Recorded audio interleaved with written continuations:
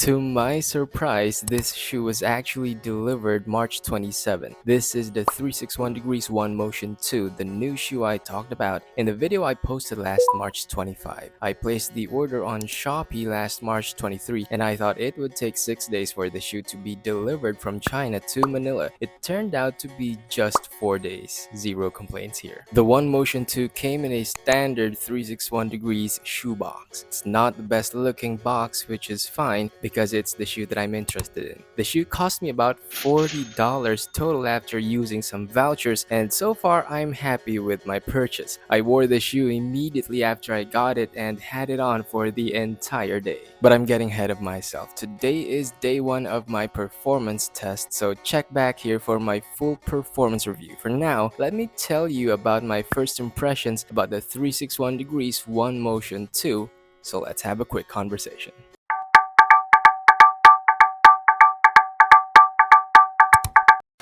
By the way, I have the Miro colorway, which is inspired by the bird of the same name. It's otherwise called the blue-tailed bee-eater with the scientific name Merops philippinus. It's a migratory bird which oftentimes migrates near the brand's headquarters. That's why it's one of the recurring colorways throughout the brand's lineup of shoes. For the fit, the shoe runs true to size straight out of the box. You can go a half size down in your US sizing if you want a snug fit. Just keep in mind that sizes are in increments of 5 millimeters. So a size US 11, for example, runs 280 millimeters, which is listed as size Euro 46. The shoe needs some break-in time because initially the upper will feel stiff, especially at the toe box and the sections with TPU film reinforcements. And since we're on the topic of materials, let's get into it.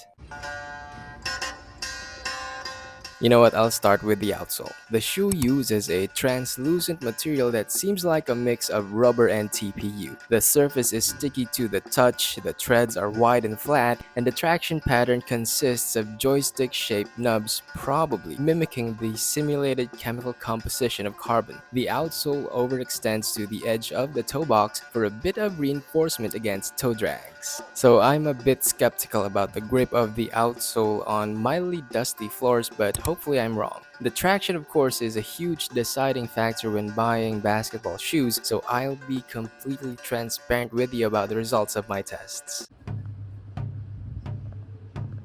The upper material is a thin layer of engineered TPU threads and it's very porous. Air easily passes through, so this shoe is going to be very well ventilated. Underneath this thin layer is another layer of an open cell structured fabric at the toe box, which is gusseted along with a soft but thin tongue. For the lacing system, you have a combination of eyelets at the bottom half and loops at the upper half. The laces are standard, certainly not top of the line, and somehow they feel like they could rip apart easily, but we'll see. There are TPU films for reinforcement, one at the toes and another one at the eye stay extending to the area beneath the collar. The collar doesn't seem to have much foam padding, while the back section uses fabric around an internal plastic heel cup.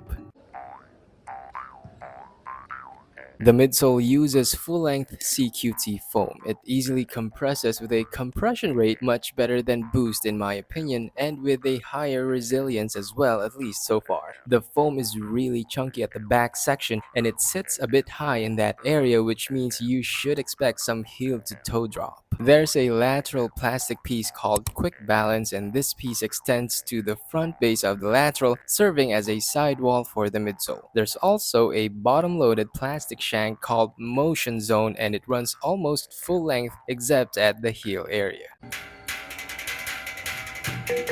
I'm ready to put the shoe to the test for 7 straight days, and so far the shoe feels good overall. Hopefully the upper will further break in nicely, and I hope the outsole are not dust magnets. But if you have questions about the performance of the shoe, let me hear them in the comments section. I'll take note of them and answer them in my full performance review. Now, don't be a stranger, so let me know what you think.